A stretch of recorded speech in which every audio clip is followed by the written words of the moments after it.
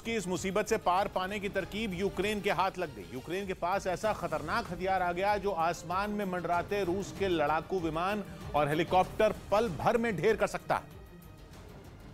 और वो है स्टिंगर मिसाइल, जो जमीन से हवा में मार करती है, जिसका वार भी इतना सटीक कि पल भर में सैकड़ों फीट ऊपर उड़ रहे विमान के परखचे उड़ जाएं। इसे चलाना भी बहुत आसान है, क्योंकि इसके लिए कोई खास तैयारी नहीं करनी पड़ती। आसमान में दुश्मन का विमान दिखाई दे तो एक सैनिक भी इस खतरनाक मिसाइल का इस्तेमाल आसानी से कर सकता है। बस इसे कंधे पर रखना है और ताक देना है। बाकी का काम मिसाइल खुद ही कर देगी, यानी वो दुश्मन के विमान को पल भर में मार गिराएगी। और ऐसा ही हुआ था 80 के दशक में हुए अफगानिस्तान युद्ध में, जब अफगान लड़ाकों ने अमेरिकी स्टिंगर मिसाइल का इस्तेमाल करके रूस की नाक में दम कर दिया था। बताया जाता है कि उस युद्ध के दौरान सोवियत संघ की सेना से लड़ने के लिए अमेरिका ने स्टिंगर मिसाइल अफगानिस्तान भेजी थी, जिसका इस्तेमाल वहां बड़े पैमाने पर अफगान मुजाहिदीन की टीमों ने किया था। बताया जाता है कि उस युद्ध में 1985 से 1988 के बीच मुजाहिदीन दस्तों ने करीब 300 से ज्यादा मिसाइलें छोड़ी थी, जिन्होंने सोवियत संघ की सेना के करीब 250 विमान मार गिराए थे। और यही खतरनाक स्टिंगर मिसाइलें अब यूक्रेन के पास बड़ी संख्या में पहुंच रही हैं, जो रूस के हवाई हमलों से निपटने के लिए बड़ी मदद साबित हो सकती है, क्योंकि इनके जरिए बड़ी ही तेजी से हमला किया जा सकता है। इन स्टिंगर मिसाइल को आसानी से एक जगह से दूसरी जगह ले जाया जा सकता है, क्योंकि ये वजन में बहुत ही हल्की होती हैं।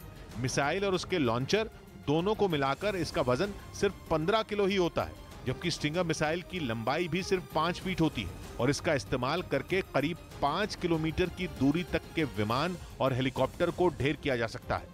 अब यूक्रेन को हॉलैंड से 200 तो जर्मनी से 500 और स्टिंगर मिसाइलें मिल रही हैं, जो उसके लिए एक बड़ी ताकत साबित हो सकती हैं।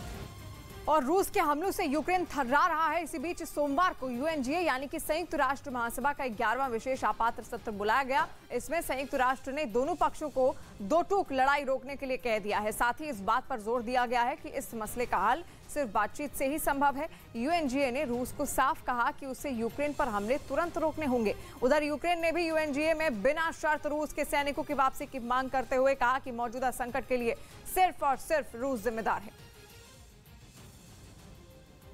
If Ukraine does not survive, international peace will not survive. If Ukraine does not survive, the United Nations will not survive. Have no illusions.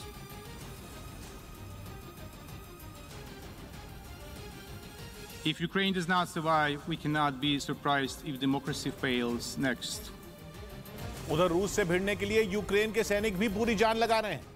राजधानी कीव के पास फास्तिव शहर में भी यूक्रेन की फौज के साथ वहां के नागरिक आकर खड़े हो गए, जिससे यूक्रेन के सैनिकों के हौसले तो बुलंद हुए ही, साथ में आम लोगों ने भी रूस से लोहा लेने का पूरा मन बना लिया।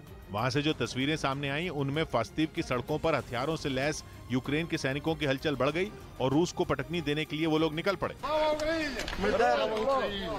जिन लोगों ने अपने देश को बचाने के लिए यूक्रेन के जवानों से हाथ मिलाया, वो खुले आसमान के नीचे बैठ गए और उनसे बम बनाना सीखा। उन लोगों के पास रूसी फौज पर हमले के लिए पेट्रोल बम भी देखे गए। रूस से भिड़ने के लिए यूक्रेन के सैनिकों ने वहां के आम लोगों को हथियार चलाने की ट्रेनिंग दी। साथ ही उन्हें यह भी सिखाया कि हमले में जख्मी होने पर मरहम लगाकर फिर दुश्मन के खिलाफ कैसे खड़ा हुआ जाता है। और प्रधानमंत्री नरेंद्र मोदी ने यूक्रेन संकट पर सोमवार शाम को एक और हाई लेवल बैठक की। इस बैठक में विदेश मंत्री एस जयशंकर, केंद्रीय मंत्री पीयूष गोयल, हरदीप पुरी, ज्योतिरादित्य सिंधिया, वीके सिंह, किरेन रिजिजू और विदेश सचिव हर्षवर्धन श्रृंगला समेत कई अधिकारी मौजूद रहे। बैठक में यूक्रेन से भारतीयों का निकालने की रणनीति तैयार की गई है, जिसके तहत सरकार के 4 मंत्री यूक्रेन के पड़ोसी देशों में जाएंगे। इसके तहत V K Singh Poland, Kiren Rijiju Slovakia, Hardeep Puri Hungary, जबकि ज्योतिरादित्य सिंधिया रोमानिया और मोल्दोवा जाएंगे।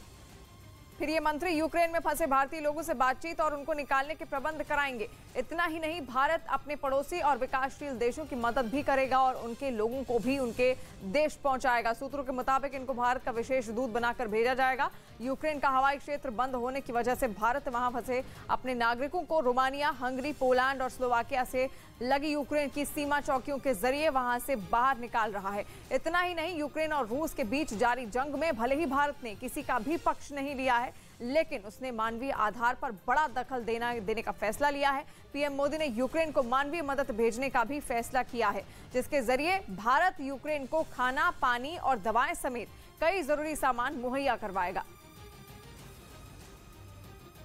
My government has also decided to provide urgent relief supplies, including medicines, and these are being dispatched. इस बीच यूरोपियन यूनियन ने यूक्रेन का साथ देते हुए पहली बार किसी युद्ध लड़ रहे देश को हथियार खरीदने के लिए पैसे देने का ऐलान किया।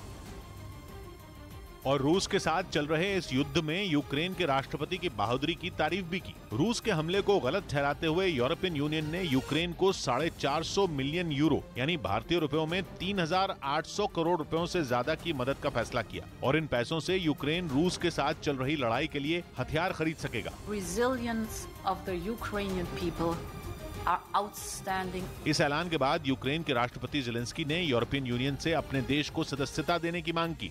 Я особливо вдячен Анджею за нашу плідну роботу. वहीं यूरोपियन यूनियन ने रूस की मीडिया पर बैन लगाने के साथ उसके विमानों के लिए हवाई क्षेत्र को बंद करने का भी ऐलान कर दिया। और रूस की सेना से मुकाबले के लिए यूक्रेन के क्रेमोटोरेसिक शहर के लोगों ने भी पेट्रोल बम बनाने शुरू कर दिए हैं। कुछ रोज पहले ही यूक्रेन की सरकार ने अपने नागरिकों से रूस के खिलाफ हथियार उठाने और उनसे जंग लड़ने के लिए पेट्रोल बम बनाने की अपील की थी, जिसका असर ये हुआ कि रूस की सेना से लोहा लेने के लिए पूर्वी यूक्रेन में मौजूद क्रेमोटोरेसिक शहर के लोग पेट्रोल बम बनाने में जुट गए। शहर के एक मकान से जो तस्वीर सामने आई, उसमें कुछ लोग शराब की बोतलों में पेट्रोल भरते दिखे, जबकि कुछ लोग पेट्रोल भरे बोतलों के ऊपरी हिस्से में कपड़ा लपेटते नजर आए। एक आदमी तो पेड़ की सूखी टहनियों को छोटे छोटे हिस्सों में काटने में जुटा रहा ताकि उनका इस्तेमाल बम बनाने में किया जा सके। इसी तरह एक दूसरा आदमी कांच की खाली बोतलों को वहां इकट्ठा करता रहा। इस दौरान वहां कई महिलाएं कपड़ों को फाड़ने और उन्हें छोटे छोटे हिस्सों में बांटने के काम में जुटी दिखी। देखने में ऐसा लगा जैसे वहां पेट्रोल बम बनाने की कोई फैक्ट्री चल रही हो। वहीं यूक्रेन के तरकश में तुर्की के दिए लड़ाकू ड्रोन भी रूस के खिलाफ बड़े हथियार साबित हो रहे हैं। बारिख्ताश TB2 वही ड्रोन है जो यूक्रेन अपने पूर्व में रूस के समर्थन वाले विद्रोहियों को धूल चटाने में भी इस्तेमाल कर चुका है। और रूस के खिलाफ छिड़ी इस खुली जंग में भी तुर्की का बारिख्ताश TB2 ड्रोन यूक्रेन का खेवनहार बन गया है। दावा है कि इस ड्रोन से यूक्रेन ने रूस की तेल से भरी एक पूरी की पूरी ट्रेन को ही उड़ा दिया। बताया गया कि ये ट्रेन रूस की सेना को ईंधन सप्लाई करने जा रही थी। यूक्रेन का मीडिया तो ये भी कह रहा है कि इस ड्रोन सिस्टम की बदौलत यूक्रेन की सेना ने उत्तर पूर्व में अपने दूसरे सबसे बड़े शहर खार्किव के पास रूस की सेना पर खूब कहर ढाया।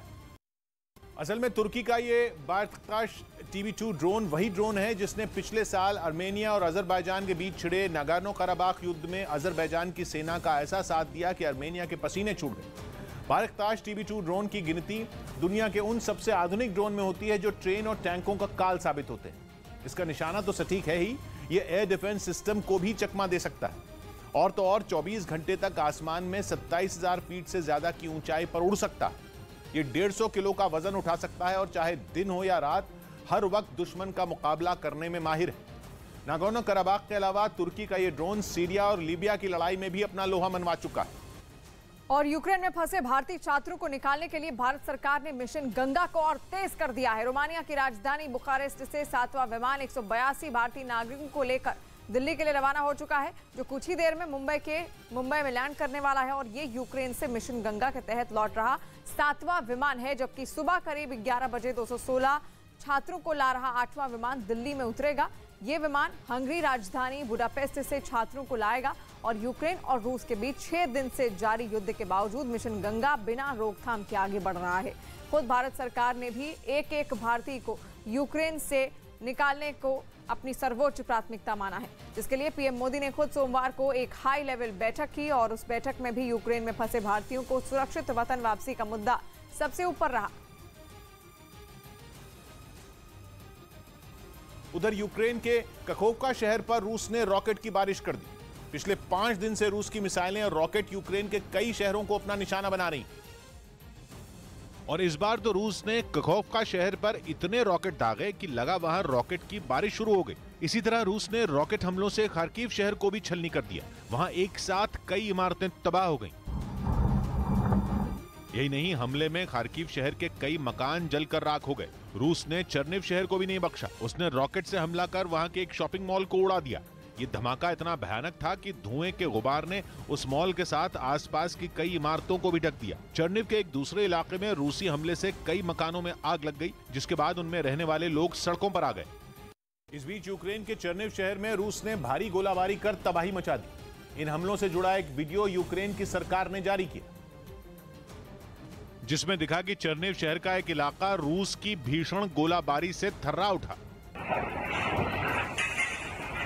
कुछ ही देर में वहां चारों तरफ आग की ऊंची लपटें उठने लगी, साथ ही धुएं का गुबार पूरे इलाके में फैल गया।